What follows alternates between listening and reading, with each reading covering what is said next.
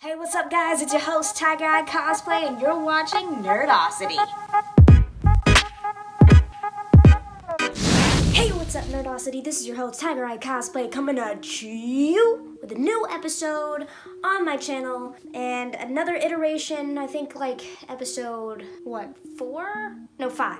Episode 5 of the top lists of Nerdosity. I thought because we already did the top 10 hardcore ships of cartoons, and Friday will be the top 10 hardcore ships of anime, today we can do the top 5 hardcore ships in video games. Now I know that when we think about video games, we don't really think about ships and things like that because it's all shooting 'em ups or dying and things like that and running off of cliffs with cars because you're in an open world and it's fun. But a lot of the games that I play have a lot of plot in them, and sometimes I even just go ahead and play visual novels. So in a bunch of my games, we have the choices of getting into relationships with other people, but then again, we also don't have the choice because of where the story is going or the fact that it's not a romantic video game whatsoever. It's a shoot 'em up. And then sometimes the character that you ship the person with dies in the first 10 seconds.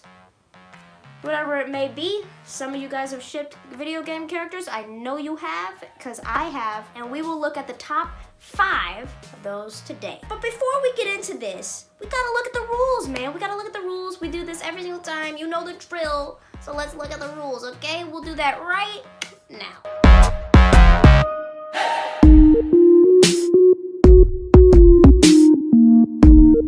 Now that we're back, let's get right into it with number 5, which is Misty and Marlton from Call of Duty Black Ops 2. Now, if you guys know Call of Duty Black Ops, you know that it's a bunch of war games, also with the added pleasure of getting to kill zombies in their zombie mode. That's the only Call of Duty games that I play because I love shooting zombies. It's a great stress reliever. You should try it sometimes. But in the second iteration of Call of Duty Black Ops, we are introduced to 4 characters. Marlton is a weapons expert, as it so seems, and he has a lovely voice. And Misty was a country girl who looked great for fighting zombies for forever. Honestly, she looks amazing in that retrospect. And she got a southern drawl, and she doesn't take crap from nobody, and she knows how to shoot real well. And she's got a great head on her shoulders. It's great. They're going places. Probably death, but they're still going places. Anywho, you can obviously see in Call of Duty Black Ops that these 2 characters like each other, or at least they develop feelings with each other over the time, because there are several iterations of Black Ops 2 that you can do with Misty and Marlton, and sometimes they even outwardly express it in what they're saying. For one, it is a shoot 'em up game, so we're not exactly looking for romance here, and also because of the Call of Duty Black Ops, we don't exactly have any interactions with the characters other than what they're saying post-fire or mid-fire, or while they're walking to and fro. There's no cutscenes, there's no talking to the other players, it's just random lines that they say, like you would see in shoot 'em up games. But with these random lines do come the expressed like towards each other. And when I first played the game, I shipped them very hard. His destructive power just may prove useful. Hey there! Insta-kill! Up next is number 4, which is Joel and Tess from The Last of Us. Now, recently I played The Last of Us, and when I say recently, in the last 6 months recently. When I played this, I was like, I don't know if this is gonna be a good thing for me, but we're gonna go. And I ended up loving it. It was a great game. It wasn't as horror-filled as I thought it was gonna be, but in the first couple chapters of the game, or I think the first chapter maybe, we get to see Joel and Tess and their relationship with each other. Seems like they're old friends after the crisis happened, and they help each other, they're teammates. They've gone through so much together. So when they were asked to take Ellie to the Fireflies camp, they did. And they did it together because that's what they do. But maybe a third of the way there, we realized that Tess has been bitten. And when you're bitten, you turn into the zombie-esque sort of thing that is within this world. She got bit, so she was gonna turn. So she decided to sacrifice herself as a distraction and to shoot as many people as she could to let Joel and Ellie escape. It sucks. Because you wanted to see them get together so bad, man. You did. You really wanted them to get together. This is my last stop. What? She's infected. They're here. Damn it. I can buy you some time, but you have to run. You want us to just leave you here? Yes. There is no way that... I will not turn into one of those things. Now, next up we have number 3, which is Maya and Krieg from Borderlands 2. Borderlands 2 is a great shoot 'em up game. I love it. It is my favorite FPS game in the entire universe. I'm just saying. It's funny, got so many quips and so many like, oh my gosh moments that it's just laughable. It is the most humorous yet dark game, dark FPS games that I've played ever. You are a vault hunter. You have to go and find a vault, stop Handsome Jack, save the world, you know, all that jazz. It's great. You got a lot of death on the way that killed me because I was just like, bruh, this is supposed to be a really funny FPS and stupid FPS game. Why I gotta have the feels? With the DLC, you get 2 added characters. One is Gage, and she's great. And the second guy, which is Krieg, and he is a psycho. And as you know, psychos are one of the villains in the game and the poster child for Borderlands, mascot I should say. With the trailer for Krieg is where we get a romance little thing with Maya and Krieg, which was so cute and lovely because this dude is losing his mind,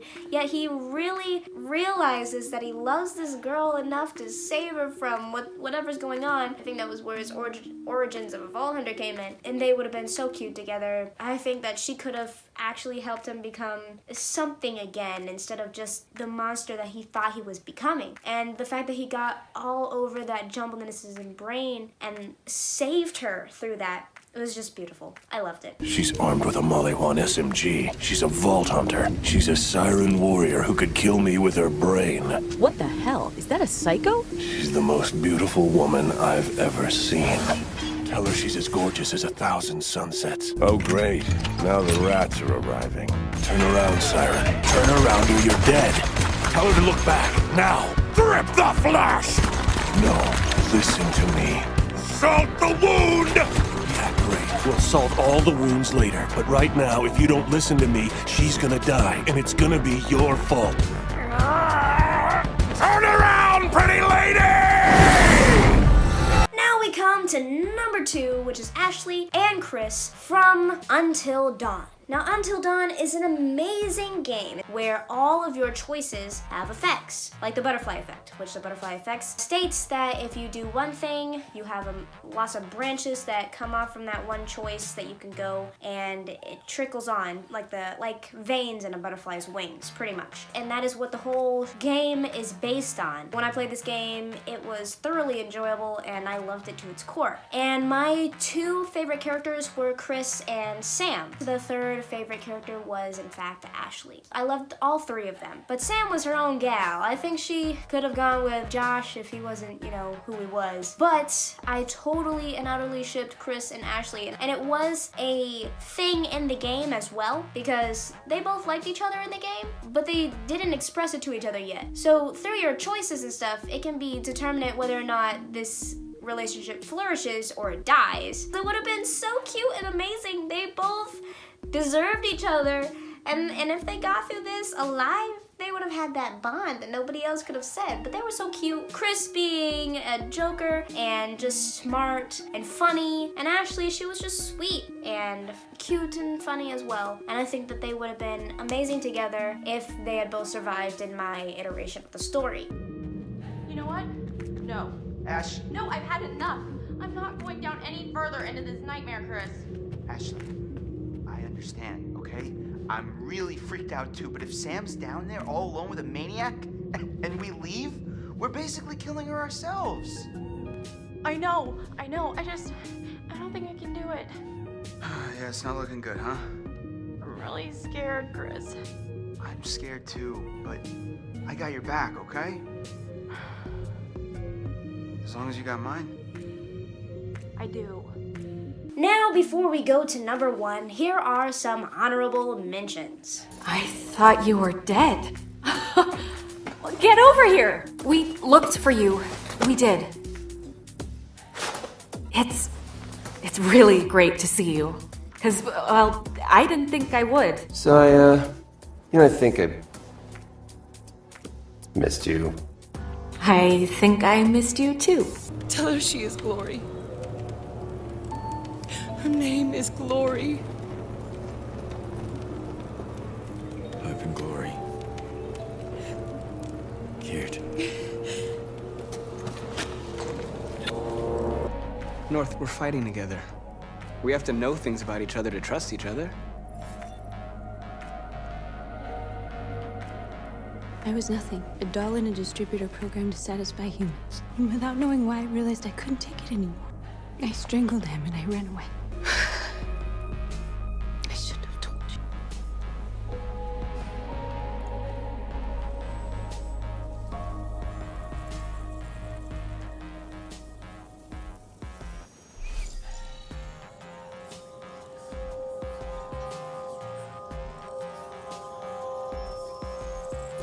Now that we're back, the moment you have all been waiting for, which is number 1, Luther and Kara from Detroit Become Human. Detroit Become Human is, I think, the best choice game by far, made by the same people who did Beyond Two Souls, so it had to have been amazing. And it was. It was such a revolutionary game, pun there as well, because it was a robot revolution and stuff like that, and that. It was just an amazing game. And the characters were even better. Their plots, their storylines, they were so fleshed out and thought about that it was so amazing to just sit there and watch the whole story play out. My favorite character of this game was Marcus, and my favorite ship of this game is Luther and Kara, because it was just so sweet what happened with them. With Luther coming in to save Kara right before that bastard Zlotko got to them. Luther being so supportive and endearing and loving towards the little girl that I cannot remember her name for the life of me right now. I'll put it right here. And the fact that Kara was so loving towards her as well, and that when I was able to save Luther and Kara and the little girl, I was so happy, because it was so cute to see them as a little family. But it was never directly expressed that either Luther or Kara got together, which I believe was so apparent in the thing that they liked each other. Every part of me wanted them to be together, and the fact that we never got any of that was so upsetting to me, because they so deserve to be a little family. I mean, they were already collectively acting like one, but I love the notion of expressing that. You're giving your life to this person, and it's just amazing. So even though they were collectively acting like a family, you can collectively act as a family by being an older brother and sister to a younger sister, which is not satisfying at all, because those two, I just feel like those two loved each other. And the fact that Kara loved the little one like her own also expresses that she is a mother, not a sister, a mother figure, and he was a father figure, as the little girl expressed it so many times, that they were both mother and father figure, but they never expressed that to themselves, which I'm just like, oh, you gotta Sleep tight, Alice. Sweet dreams. Not a story like that. Make one up for me. This is a story about a little girl. She met a robot. So they decided to run away together. Along the way, they met a gentle giant who promised to protect them. Are you going to come say goodnight, Luther? Yes, of course. Good night, Alice. She's a sweet girl. Yes.